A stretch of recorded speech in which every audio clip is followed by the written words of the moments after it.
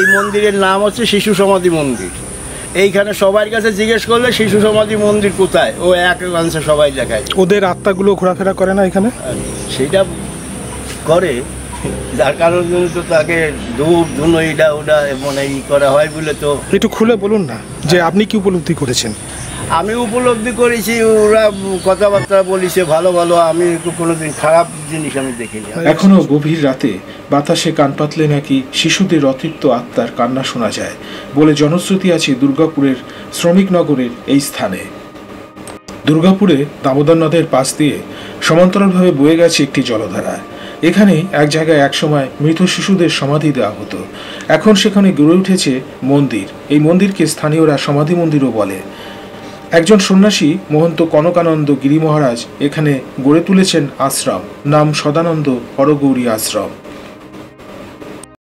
প্রিয় দর্শক বন্ধুরা, হ্যালো ইন্ডিয়া বাংলা চ্যানেলে আপনাদের সবাইকে স্বাগত। তো আজকে আমি এসেছি দুর্গাপুরের সদানন্দ হরগৌরী আশ্রমে। শিশুদের সমাধিস্থানে পঞ্চমুণ্ডী আসন তৈরি করে সাধনা করতেন কনকানন্দ মহারাজ। ছিল ধনী ঘর। আসলে তখন তিনি ছিলেন একজন পুরোধস্তুর তান্ত্রিক সাধু। পরে তিনি সন্ন্যাস গ্রহণ করেন। শিশুদের নরমুণ্ড তন্ত্র সাধনায় প্রয়োজন হয়, তাই মাঝে মধ্যেই তান্ত্রিকরা গোপনে এখানে আসতেন নরমুণ্ড নেওয়ার জন্য, কিন্তু তাদের রুখে দিতেন কনকানন্দ মহারাজ। যেমনটা দেখেছি, সহজ সরল মনের মানুষ কনকানন্দ মহারাজ। বর্তমানে তার বয়স ৮০ পেরিয়েছে। আগে তিনি বিভূতির অধিকারী ছিলেন। ছোটবেলা থেকেই ঈশ্বরের প্রতি টান ছিল কনকানন্দ মহারাজের। বাংলাদেশের মুক্তিযুদ্ধে তিনি একজন সৈনিক ছিলেন। একদিন তারাপীঠ মহাশ্মশানে তাঁর মাতৃদর্শন হয়। তারপরে তিনি সম্পূর্ণভাবে শক্তি সাধনায় ডুব দেন। এই যে ক্যানেলটি আপনারা দেখতে পাচ্ছেন, এই ক্যানেলের জলের নিচে ডুব দিয়ে তিনি ৪০-৪৫ মিনিট ধ্যানস্থ থাকতেন। আসলে তিনি একজন হঠযোগী। তার সাথে সাক্ষাতে যা জানতে পেরেছি তা আপনাদের সামনে তুলে ধরলাম। গুরুর কাছে কায়মানে পক্ষে বলি যে এ দরকার, ভক্তের মাধ্যমে বাবা এসে যায়, হয়ে যায় কাজটা। হ্যাঁ, চলুন আশ্রমের ওই দিকটা কেমন যায়। আমার এখানে সেরকম দানি ধ্যানি কেউ নাই। আপনি তো বলতে গেলে প্রচার বিমুখ, বা আপনার সেরকম প্রচারও নেই। না, আমি বাবা প্রচারের মধ্যে যাই না, আমি ফেস হই না। ওই যে আমাদের এত সমস্ত সব মিডিয়া, ওদিকটা চলুন, এই যে মিডিয়া এরা সমস্ত সব আসে যায় এ করে, আমি কোনো সময় আমি ফেস হই না। যে তুমি আসছো সেদিনকে দেখে আজকে একটু তাই বললাম। হ্যাঁ, আর এই মন্দিরেও এখানে মায়ের প্রতিষ্ঠা এরও হিস্ট্রি আছে। আচ্ছা, কিরকম কি হিস্ট্রি? মন্দির করবো কোথায় কোথায় কোথায় কোথায়, মা তো বলতেছে না, মা খায়। আর ভক্তরা বলে, আমার বন্ধু বান্ধব ছিল তখন, ওরা বলে যে এইখানে কর ওইখানে কর। আমি না, তার আদেশ না হলে হবে না। ওই শ্রমিকনগর মাঠের মধ্যে বড় একটা নন্দী মহারাজ আসলো। তা আমি সেখানে স্নান করতে আসছিলাম। তেমন ওই বেটা বলতেছে যে তুমি মনে মনে বলো, নন্দী তোমার কাছে যাবে তোমার। তবে মনে মনে বলার পরে নন্দী ওখান থেকে দৌড়ে আসলো। দৌড়ে এসে এই যে মায়ের বেদি যেখানে আছে মা, ওইখানে মাথা শিং খেড়া করে দিয়ে আমার নিশানি দিয়ে গেল। হ্যাঁ, নিশানি দিয়ে গেল। সেই তারপরে এই মায়ের মন্দির, মায়ের ইয়ে প্রতিষ্ঠিত হলো সব। আপনার আশ্রমের পাশেই তো হচ্ছে যে ডিবিসি ক্যানেল। হ্যাঁ, আর এইখানেই ঠিক এই জায়গাতেই আপনার শিশুদের সমাধি দেওয়া হতো। শিশুদের সমাধি দেওয়া হতো ওই পাশটায় ওখানে। আচ্ছা, এই অঞ্চলের সব বাচ্চাদের এখানে সমাধি দেওয়া হতো।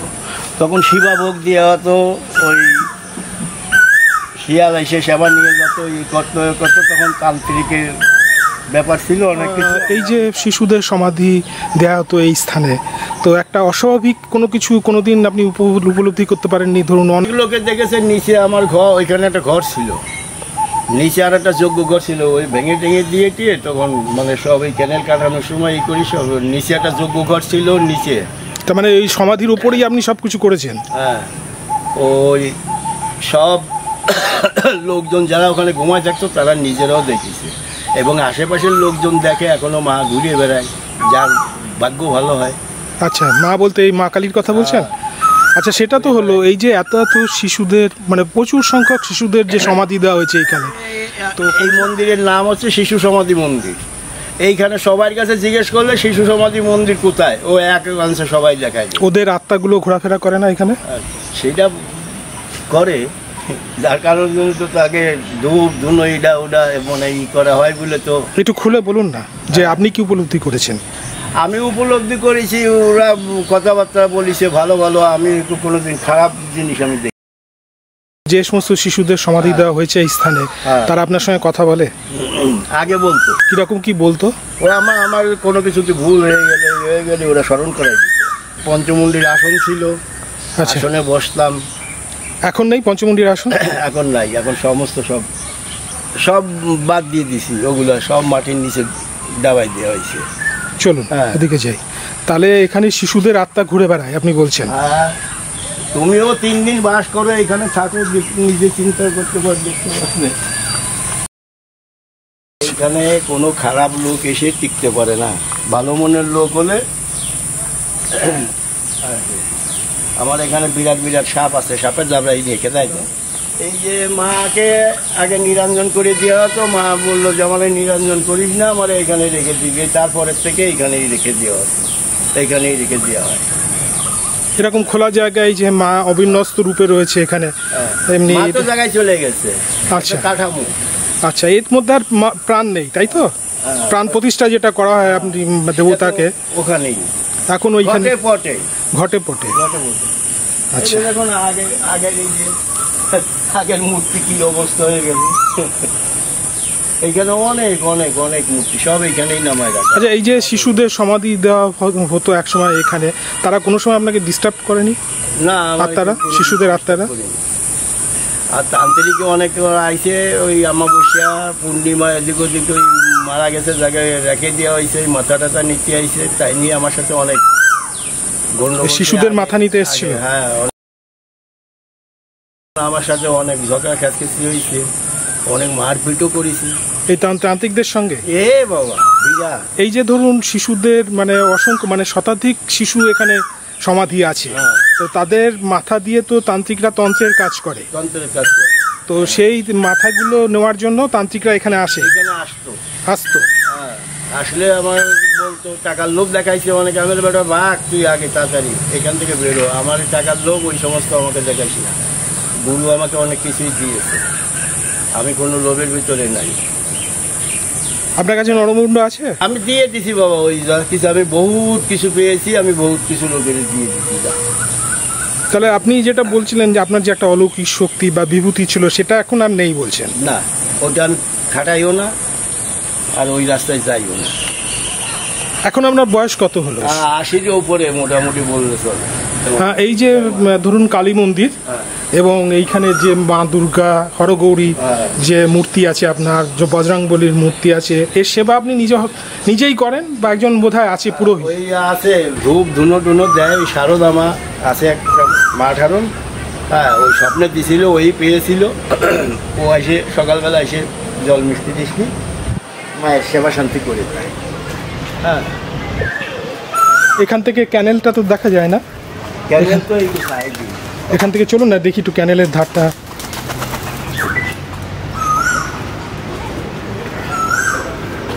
আপনি এদিকটা ঘিরে দিয়েছেন না, আর ওপাশেই হচ্ছে ক্যানেল। এটা ঘিরে না দিলে ছাগল গরু টরু এসে সব কিছু নষ্ট, আর বহুত ভেঙে গেছে। এই যে হচ্ছে ক্যানেল, এই পাশটা। ক্যানেলে একবার যাব। ক্যানেলে যা এখন গেলে পিছল খেয়ে পড়তে হবে না, ওই যে অবস্থা চালু এখানে। হ্যাঁ, বর্ষার জন্য। হ্যাঁ, বর্ষার সময় এখন ক্যানেলের দিকে যাওয়া যাবে না। এই একদিনকে নিরিবিলি আসো। তাহলে আপনি এক সময় তান্ত্রিক ছিলেন, এখন আপনি তন্ত্র সাধনা সেভাবে করেন না, এখন এমনিই আপনি গুরুর। এখন জপ টপ নিয়ে আসি, যে কদিন আসি গুরুর কৃপাই কেবলম সদানন্দ শরণম। গুরুর কৃপাই কেবলম সদানন্দ শরণম। আচ্ছা, এই যে বলে যে জপাত সিদ্ধি, জপ করতে করতেই তো সিদ্ধি হয় সাধকের? জপ করতে করতে সিদ্ধি প্রাপ্ত। একটা সিদ্ধি হলে তো নিজেরটা নিজে জানতে পারে না, জানতে পারে অন্য লোকের। আমাদের গুরুজি যখন মন্ত্র দেয়, 3টে মন্ত্র দেয়। যখন দীক্ষা দেওয়ার পরে একটা সিদ্ধি যখন তখন হয়, তারপরে জপতে জপতে আর একটা সিদ্ধি হয়, তারপরে আর একটা, যে 3টে সিদ্ধি 3টে স্তর পার করতে পেরেছে তার আর কোনো ব্যাপার নেই। আপনি অ্যাকচুয়ালি আপনার পূর্বাশ্রম কোথায় ছিল? পূর্ব আশ্রম মানে কি, আমার কলকাতা চিত্তরঞ্জন হসপিটাল আছে আমার জন্ম। তখন আমাদের বাড়ি ছিল কালীঘাট। তখন হিন্দুস্তান পাকিস্তান ডিভাইডেড হওয়া যাওয়ার পর পূর্ববঙ্গে যাওয়া হয়েছিল। পূর্ববঙ্গতে 71-71-এ আমি একজন আমার মুক্তিযোদ্ধা ছিলাম। মুক্তিযোদ্ধা ছিলেন? মুক্তিযোদ্ধা ছিলাম। এই যে 71-এ বাংলাদেশের যুদ্ধ হলো। কিভাবে যুদ্ধ করেছেন? যুদ্ধ করেছি আর এইসব তাও শুনি না, পিছনের জগতে চিনতে নাই না সেটা ঠিক, কিন্তু কাগজপত্র সমস্ত সব কিছুই আছে। তাহলে মুক্তিযুদ্ধে আপনি লড়াই করেছেন? হ্যাঁ, 8 নম্বর 9 নম্বর সেক্টরে ছিলাম। যুদ্ধ করেছেন আপনি? গুলি চালিয়েছেন, শত্রু মেরেছেন? আরে বাবা, ওগুলা এখন গেছিলাম। ওই যে মুক্তিযোদ্ধারা বাংলাদেশে হাসিনা ওরা ভাতা দিচ্ছিল, খবর পেয়ে গেলাম, কেন আমার তো কাগজপত্র সবই ছিল, নিয়ে গেলাম। যাওয়ার পরে ঢাকা গেলাম, এখানে গেলাম, সব আর জানে যে আমি মরে গেছি, কিন্তু আমি তো সাধু হয়ে বেরোয় চলে গেছি। ও যুদ্ধ করতে করতেই 26 বছর পর গেছিলাম। আচ্ছা, ওরা জানে যে আমি মরে গেছি, কিন্তু আমি তো সাধু হয়ে গেছি, ওরা তো এই জানে না। ওখানে সব খবর পেয়ে যে মারা গেছে। একজন এসে আমার সিমটি কাটতেছে, আমারই এক বন্ধু। আমি কি সিমটি কাটতেছিস? বলি তুই মরে গেছিস, তুই এখানে আসলি? তাহলে হ্যাঁ, আমি ভূত প্রেত হয়ে আসছি। দৌড়োদৌড়ি দাবড়াদাবড়ি করেছিলাম। এখন বলে তুমি ভারতের নাগরিক, তুমি এখানে কিছু পাবে। গোবরডাঙ্গায় আমাদের ট্রেনিং ক্যাম্প ছিল। আচ্ছা, কল্যাণীতে ট্রেনিং ক্যাম্প, ওখান থেকে নিয়ে ঝিনে দেওয়াই আমরা যশোরে আমাদের দিয়েছি। মানে বাংলাদেশের হয়ে আপনি মুক্তিযুদ্ধ করেছেন? আচ্ছা, আমার সাথেও অনেকেই ছিল, অনেকেই আমার বন্ধু বান্ধব ছিল। তাহলে আপনি এই আধ্যাত্মিক বা এই সাধন পথে আপনি কত বছর বয়সে এসেছিলেন? সাধন পথে আমি ছোটোবেলার থেকেই আমি শ্মশানে মশানে এখানে ওখানে পড়ে থাকতাম। তখন আমার বহুত স্ত্রী আছে বাবা। আমি তো ওই বিয়ে থা এই সমস্ত আমার কোনো চিন্তা ভাবনা ছিল না। এগুলো অনেক গভীরের কথায় যেতে হয়, ওদিকে যাচ্ছি না। আমি এই সমস্ত অনেক কিছু বলে নষ্ট করে দিয়েছি, বুঝলে? সেগুলো আয়ত্তে আসতে চাই না আর এখন। এই জন্য অনেক দিক দিয়ে বাবা, মানে যেটা আপনি যেরকম বলছেন, পরিবারে বাবা মা তারা চায় যে তার সন্তান বিবাহ করুক, সংসারের মধ্যে থাকুক। আপনার ক্ষেত্রেও সেটাই হয়েছে। আমার পরদাদা গুরুজিও উনি ছিল, সত্যানন্দ গিরিজি মহারাজ, আপনার কালীঘাটে। উনি ছিল এই ভারতের সব থেকে তান্ত্রিক সম্রাট, তন্ত্র সম্রাট ছিলেন। উনি নাগাদের সভাপতি ছিলেন। আর আমার পরদাদা গুরু হচ্ছে আত্মানন্দ গিরিজি মহারাজ। 10 নামের ভিতরে, কিন্তু আমরা একটু উচ্চ মার্গে। হ্যাঁ, গিরি পরিবার, কিন্তু আমরা একটু উচ্চ মার্গে, জগরামা পরিবার। তাহলে আপনি এখন মানে ওই জব নিয়েই আছেন, জব তপ নিয়েই আপনি আছেন। আচ্ছা, তাহলে জীবনে আপনার অনেক অভিজ্ঞতা, মানে মুক্তিযুদ্ধ করেছেন। আর কত বছর বয়সে আপনি এই সাধন পথে এলেন, এই তন্ত্র সাধনা এসেছেন? আমি এই ছোটোবেলার থেকেই এরকম ছিলাম। তারপরে তো অনেক কিছু হয়ে যাওয়ার পরে তারপরে মাকে পেলাম। মাকে পাওয়ার পরে তারপরে তো সমস্ত সব কিছু ছেড়ে দিলাম। মাকে তো প্রথম ওই তারাপীঠে আপনি পেয়েছেন, তখন থেকে আমি সংসার সব ছেড়ে। এইরকম চর্মচক্ষু তো আপনি মাকে দেখেছেন? হ্যাঁ। কি ল্যাংচা বাবার ওখানে আপনি বলছেন না? হ্যাঁ। ল্যাংচা বাবা এখন আছেন? না, শঙ্কর খ্যাপা, ল্যাংটা বাবা, এটা তো অনেকদিন হবে। ল্যাংচা বাবা কে ছিলেন? উনি কি বাবা খ্যাপার কেউ মানে পরম্পরা? ও একজন তান্ত্রিক ছিলেন, সিদ্ধ পুরুষ ছিল। মানে মা কালীকে আপনি বহুবার আপনি দেখেছেন, জ্যোতির্ময় রূপে দেখেছেন। তাহলে তো আপনার জীবন ধন্য হয়েছে বলতে হবে। জীবন ধন্য মানে আমার মতন সুখী এবং এগুলো বলতে নাই বাবা।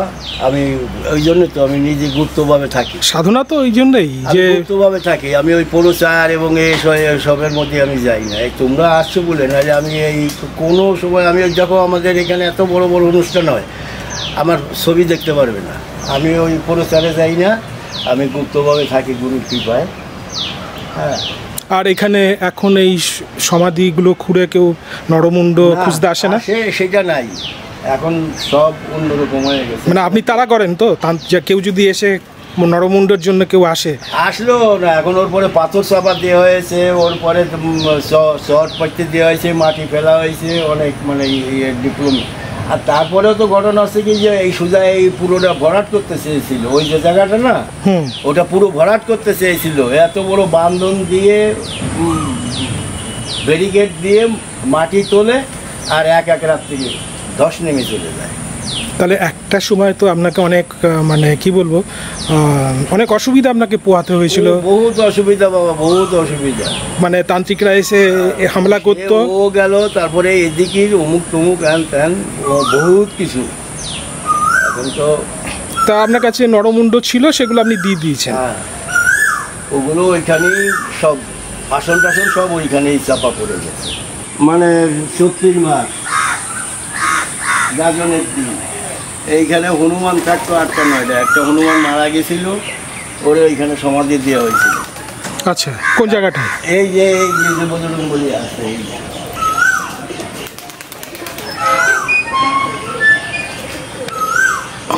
যে বজরং বলি সমাধি দেওয়া হয়েছিল।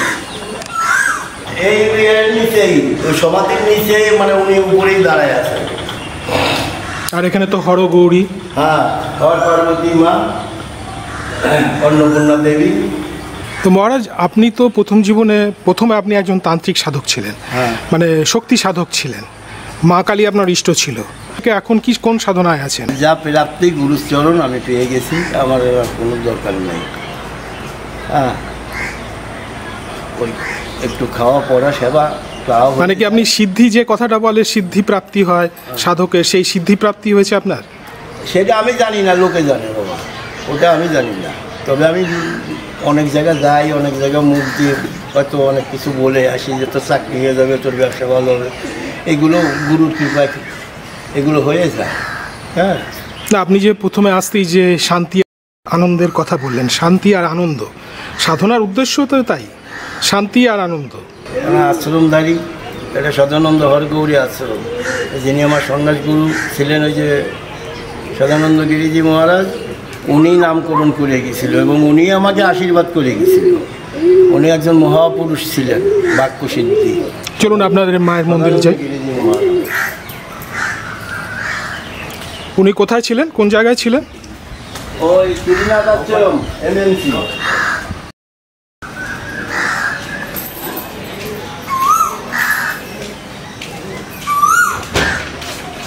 তারাপীঠে গিয়ে মাকে পেয়েছিলাম, তখন আমার ব্যবসা কাজ একটাই। মা পাওয়ার পরের থেকে আমি ওই পাগলের মতন। এটা কত সালে, কোন সালে সেটা? 1976-77 সাল। তারাপীঠে পেয়েছিলেন মাকে? হ্যাঁ, মাকে। কিরকম ভাবে একটুখানি বলুন তো ঘটনাটা। ওই শ্মশানে বসেছিলাম, ল্যাংটার ওখানে ল্যাংটা বাবা ছিল, ওর ওখানে বসেছিলাম, তা ওইখান থেকেই মায়ের আবির্ভূত হলো। তখন আপনি ওই মহাশ্মশানে বসেছিলেন? হ্যাঁ, ওখান থেকেই মাকে আবির্ভূত হলো এবং মাকে কোথায় সাবিত করবো, কি দেখি, এইভাবে ঘুরে বেড়াই, আমার ব্যবসা কাজ সব চলে গেল, মানে পাগলের মতন। মা সবসময়ই আমার বিলাস করতো, মানে আপনার চোখের সামনে মা আবির্ভূত হলো? সব সময়। চলুন একটু মায়ের কাছে যাই। হ্যাঁ, সব সময়। এই যে আপনার মন্দিরে দেখতে পাচ্ছি যেরকম যে সজ্জায় মা রয়েছেন, এইরকম ঠিক এইরকম মূর্তি দেখেছিলেন? হ্যাঁ, আমি এই রূপেই মাকে পেয়েছিলাম। এইখানে যখন শৌচালে দেখি, তখন আমি এই রূপ দেখেছিলাম। খুব রাগী, আমার সামনে এসে দাঁড়াইছে, তখন বলছি, মা তুমি এত রাগী কেন, কি হয়েছে তোমার? আমি সারদা মা রূপেও দেখেছি। মা কালী আপনাকে দর্শন দিয়েছেন, তার মানে আপনার সাধন জীবনে তো পরম প্রাপ্তি আপনি পেয়েছেন। অনেক কিছু আমি অনেক কিছু বলে লোকের দিয়ে অনেক কিছু বলে আমি নষ্ট করে দিয়েছি, বুঝলে? নাহলে আমার আগে যে একটা মানে ইয়ে ছিল, আমার যে মানে বিভূতি ছিল, বিভূতি, হ্যাঁ, একটা বিভূতি, আমি ওই জলের নিচে 40-45 মিনিট ডুবোই আমি থাকতে পারতাম, আমি জপ টপ করতাম, এমনও সময় ছিল। 40-45 মিনিট আপনি জলের তলায় থাকতে পারতেন? আমি থেকেছি। এখন পারবেন না? এখন হবে না। বাবা ভোলেনাথের তখন গুরুজিরে বললাম, গুরুজি বলছে তাহলে কী করবি, কাশিতে যা। কাশিতে গেছি, কাশিতে গেলে বাবা বলে না, কাশির থেকে আসলো, পড়েছিল মাটির নিচে, সেখান থেকে যে পছন্দ হলো ওইটাই। তাহলে 29 দিন আপনি সমাধির মধ্যে ছিলেন? সমাধির মানে যোগ তো বেরবে, মানে হট যোগ। 29 দিন, 30 দিন মানে ধ্যানস্থ ছিলেন? সংকল্পটা বাধা পড়ে গেল, যে ওই জন্য ওই আর একটা জিনিস আমার হলো না। হ্যাঁ, আচ্ছা, তখন আমি কঙ্কাল, চেহারা আমার কঙ্কাল করে ফেলবো। তাহলে 29 দিন আপনি এই স্থানেই আপনি পুরো সমাধিস্থ অবস্থায় ছিলেন, তখন খাওয়া দাওয়া কিছু ছিল না আপনার? ওই চা, লাল চা খেতাম। ব্যাস, এতে আপনার কোনো অসুবিধা হয়নি? আমার গুরুর কি কোনো অসুবিধা হয়নি। আমি তো রাজস্বিক ভালোবাসি না, আছে সব কিছুই গুরুকে, আমি এখানেই পড়ে থাকি এইভাবেই।